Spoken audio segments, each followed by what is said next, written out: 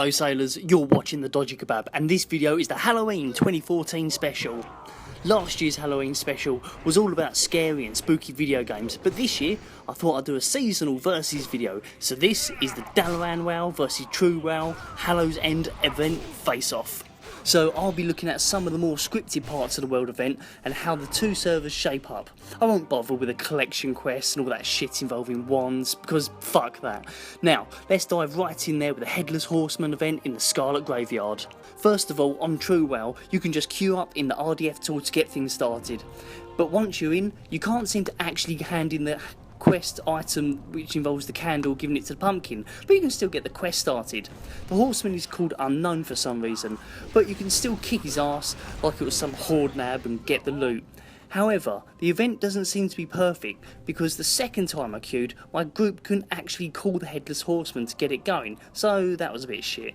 Over at Dalaran WoW, I'm using the Algalon server because the Kirin Tor realm is just a total waste of time. Because they're using a patch that doesn't support the RDF tool, you have to get a group together yourself and make your way over there. By the looks of things, a big fight kicked off just before I got there because the amount of skeletons was unreal. Anyway, I won't hold it against Dalaran WoW for not supporting the RDF tool because they're doing the whole progressive server thing and I respect that. Plus it's not exactly hard to fly over to the Scarlet Cathedral and get it underway unless you're some sort of Pandaria loving wanker who doesn't even know how to use a meeting stone. Anyway, once inside, the event works fine, but shares the same problem as True WoW, in that you can't hand in the candle quest item to the pumpkin, although you can still call down the Headless Horseman. On the plus side, I did the event a few times and I didn't run into the problem of not being able to start it off. Back to True WoW again, and over at Nabshire, a quest NPC asks you to put out the practice fires on the hill. This works fine, and you can grab the water bucket item and just hurl it over at the burning scarecrow to complete the quest. Moving on to Dalaran WoW, and the quest is broken. The scarecrow things are not even on fire, and your water buckets will do nothing to help the situation. Bit of a letdown really. Next up is the Real Fires quest on True WoW. The blacksmith house and the Lion's Pride Inn have fires on the roof which need to be put out.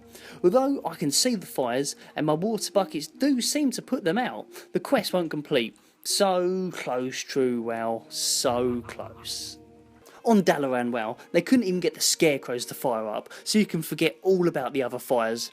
As a side note, not even the Headless Horseman rides around like he does on True WoW.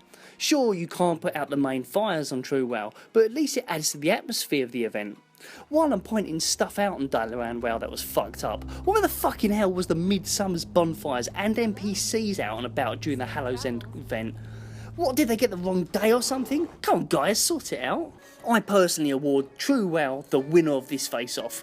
Okay, the RDF was a little dodgy, but overall more stuff works and the world felt more like it should do at this time of year. What I didn't like was that Dalaran WoW was in the same state as this last year when I played during the Hallows End event, so they really dropped the ball with this one, whereas True WoW took that ball, tripped up over it, but still managed to somehow roll it into the goal while the keeper was picking his nose. A victory for True WoW against Dalaran WoW, but not by the greatest margin. Anyway, that was the Halloween special. Okay, it wasn't as scary, but... For more Dodgy Kebab videos, click on one of the annotations on the screen now, or follow me on social media like Twitter and Facebook, where I post behind the scenes footage and links to other videos that are not posted on the Dodgy Kebab main channel.